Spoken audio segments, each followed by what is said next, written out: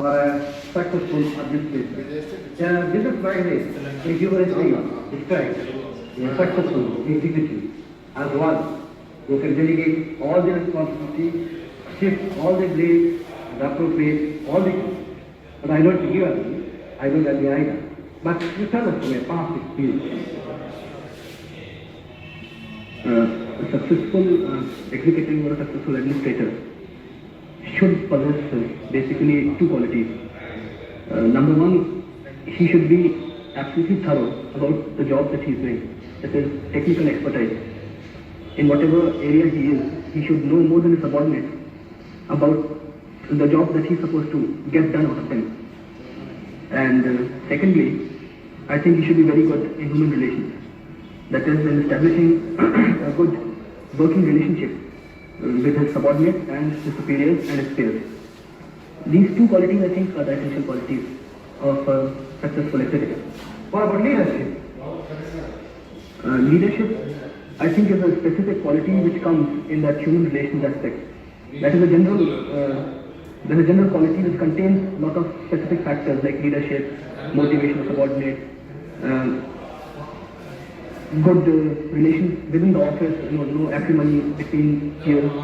So all these things, I think, should be covered by a general factor, general quality of human relations, good human relations.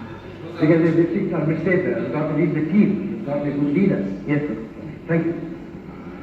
Mr. Usmani, I find that you have offered two papers on local history. Yes, sir, the lower and the higher. I see.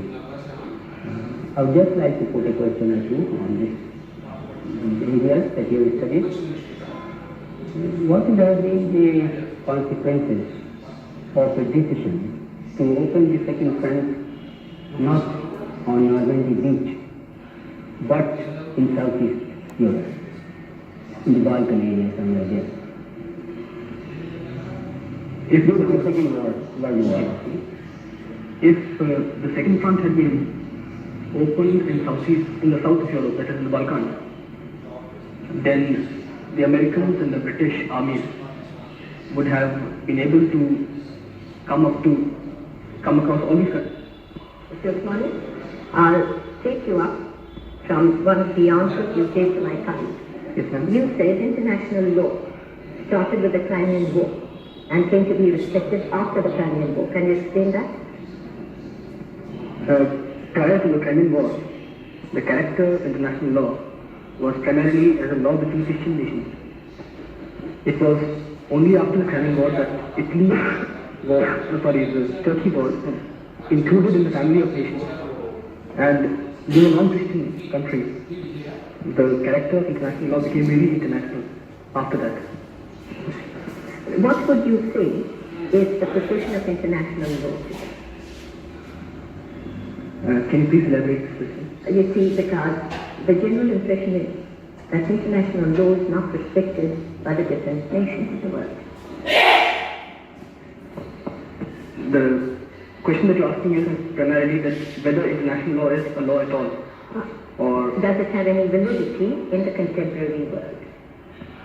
Well, it does not have a validity which is comparable to municipal law in a country, but it certainly has a validity of its own, because there are certain kinds of sanctions which are imposed on a country which does not obey international law. For instance, the first and the most important sanction is that of the United Nations.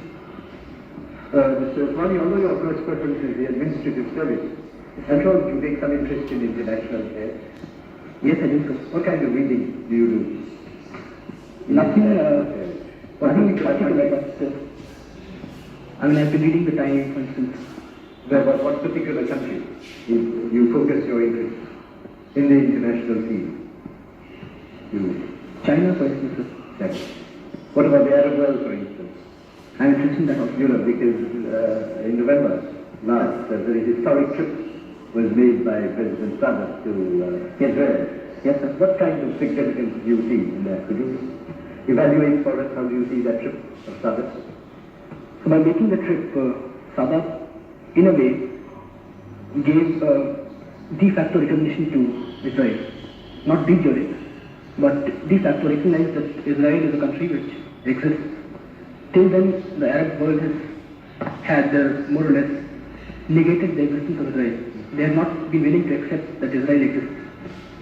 So that is the significance of But it. there's caused a lot of hostility in the rest of the Arab world. Do you think he'd be able to pull it off, so to speak? You know, a lot of countries like Saudi Arabia Yes, sir. and Jordan, Syria. So you don't think it's too much of a risk? So I think personally that Sadat is looking after the interest of Egypt more than the interest of the Arab world. That is, he is going away from the course that Nasser had laid for Egypt as a leader of the Arab world. And by making this move, he has sort of taken a decision that Egyptian interests should also be taken into account. Javed, I see here that you studied for some time in Government Technical College, Bareilly. Yes, sir. I give you a small situation round about Bareilly. Yes, sir.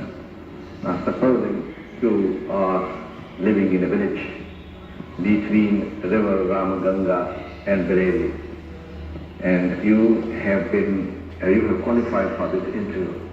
Sir. You have planned to leave early in the morning, 3 o'clock, 3 a.m., to catch the train from Bareilly to reach here for this interview this morning at 10 o'clock.